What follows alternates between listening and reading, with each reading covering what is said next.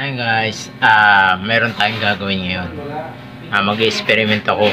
Try ko na gumawa ng ilaw na sa pamamagitan ng mga ng mga sirang gamit.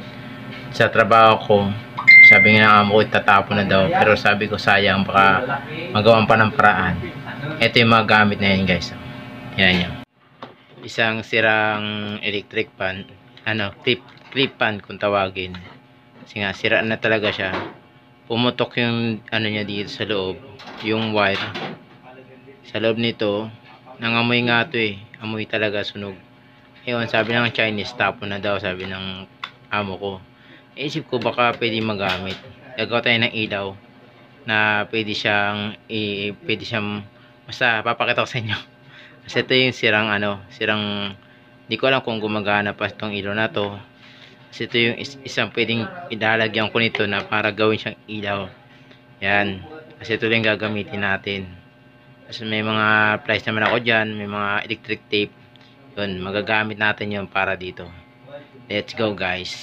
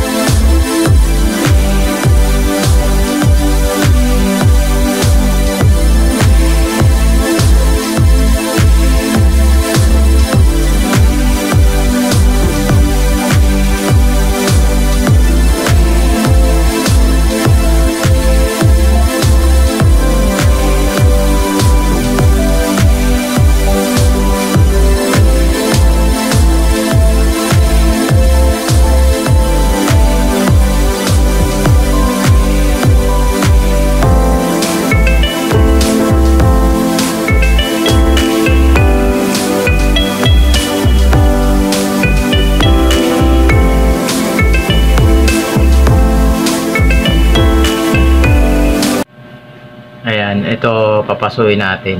Ayan, papasuin natin, palalaki natin yung butas nito para magkasya lang dito. Para mapagkasya lang natin siya rito. Pag gano'n natin yan. Ayan yung plano ko. Gagamitan natin ito. Ito, meron naman ako nabili sa Shopee. Ayan, matagal na to dito. Wala lang ako yung panghinang.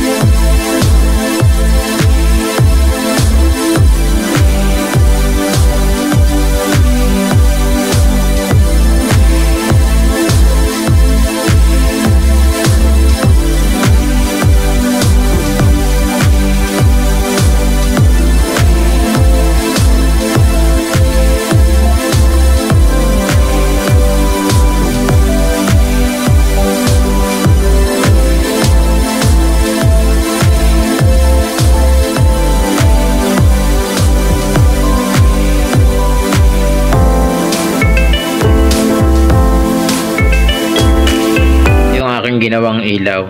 Ayan, oh. Electric pa siya ganito. Dahil nasira na yung ganitong isa dyan sa bodega namin, ginawa ko siyang ilaw. Ayan, oh. Doon saksakan. At least malapit pa sa pagpabasa. Malinaw pa, maliwanag masyado.